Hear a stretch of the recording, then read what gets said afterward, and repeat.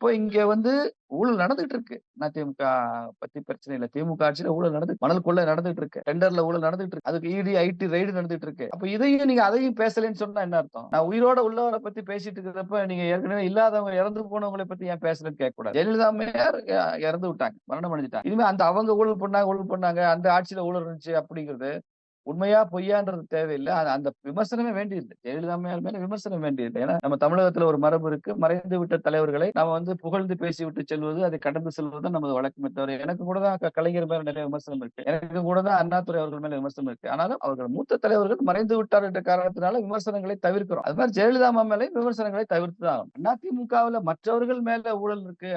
அவங்க மேல குற்றச்சாட்டு இருக்கு. அவங்க அது அந்த கேஸ ட்ரையல் நடத்திட்டு இருக்காங்கன்னா, நீங்க நீதிமன்ற தீர்ப்பு வந்தா தண்டிங்க. அதுக்கு பிஜேபி தடையா இல்லையே! இல்ல நான் நிரபராதின்னு சொன்னா நீங்க நீதிமன்றத்துல நிரூபிச்சு வாங்க. மேல்முறையீட்லயும் நிரூபிச்சு வாங்க. அவ்வளவுதான்.